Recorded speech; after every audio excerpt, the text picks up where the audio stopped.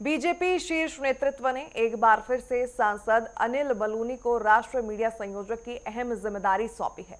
बता दें कि राज्यों के आगामी चुनाव और 2029 के लोकसभा चुनाव को देखते हुए नितिन नबीन टीम में राष्ट्रीय मीडिया संयोजक के तौर पर उन्हें राष्ट्रीय मीडिया संयोजक पद पर बनाए रखा गया।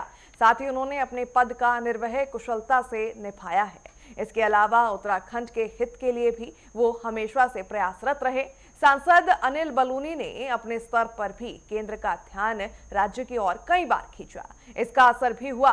वहीं बता दें कि जमरानी बांध की स्वीकृति के लिए भी अपने स्तर पर वो काफी प्रयासरत रहे और रेल के साथ सड़क की बेहतर सेवाओं को उपलब्ध कराने के लिए बलूनी हमेशा से जोर देते नजर आए। ऐसे समय जब बीजेपी उत्तर प्रदेश, उत्तराखंड, पंजाब सहित 7 राज्यों और 2029 के लोकसभा चुनाव की तैयारी कर रही है, सांसद अनिल बलूनी को मिली इस अहम जिम्मेदारी के अपने मायने हैं। रिपोर्ट में देखिए।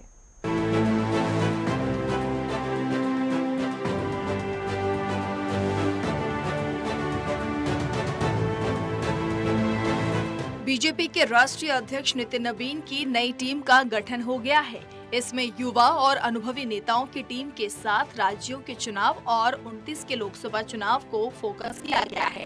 टीम में कई नए चेहरे हैं, लेकिन कार्य अनुभव और सांगठनिक क्षमता को देखते हुए कुछ नेताओं को उनके पद पर बरकरार रखा गया है।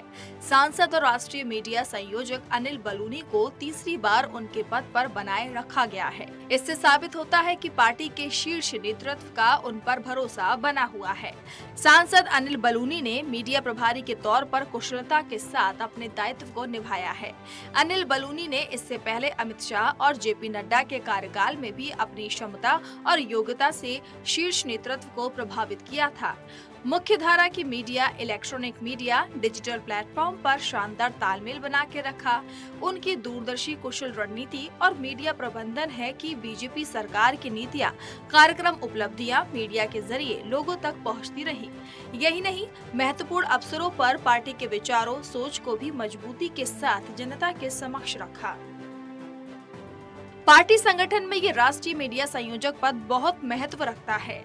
आगामी चुनाव और राजनीतिक रणनीतियों के मद्देनजर पार्टी के संदेश, कार्यक्रम, रणनीति को मीडिया के माध्यम से देश के कोने कोने तक पहुंचाने की ये अहम जिम्मेदारी है। बीजेपी को जल्द ही उत्तर प्रदेश, पंजाब, उत्तराखंड सहित 7 राज्यों के चुनाव के मैदान में आना है।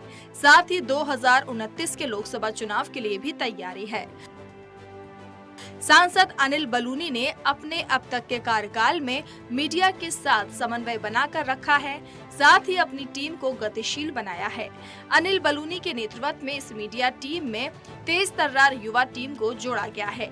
आशीष उषा अग्रवाल, प्रदीप भंडारी और सिद्धार्थ यादव को राष्ट्रीय मीडिया सह संयोजक के तौर पर शामिल किया गया है। ये सभी डिजिटल दौर को बखूबी समझते हैं। इस नई अनिल बलूनी की ये टीम आगामी चुनावों और राजनीतिक रणनीतियों के मद्देनजर पार्टी के संदेश व नीतियों को मीडिया के माध्यम से देश के कोने कोने तक पहुंचाने का कार्य संभालेंगे।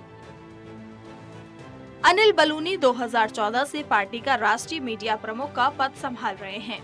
2018 में वे राज्यसभा के लिए चुने गए। 26 सितंबर 2020 में वे राष्ट्रीय मुख्य प्रवक्ता के रूप में नियुक्त हुए। इसके साथ ही उन्हें राष्ट्रीय मीडिया प्रमुख के साथ साथ मुख्य प्रवक्ता की दोहरी जिम्मेदारी सौंपी गई। गौरतलब है कि इससे पहले केवल अरुण जेटली और रविशंकर प्रसाद को इस तरह दोहरी जिम्मेदारी सौंपी गई थी। उस समय उनके साथ में सुधांशु त्रिवेदी, संबित पात्रा, प्रेम शुक्ला जैसे कई प्रखर और मुखर बीजेपी प्रवक्ताओं की टीम है। 2024 के लोकसभा चुनाव में उन्हें बीजेपी ने पौड़ी सीट पर अपना प्रत्याशी बनाया। उन्होंने कांग्रेस के कद्दावर नेता गणेश गोदियाल को प्रतिष्ठा की सीट पर पराजित किया।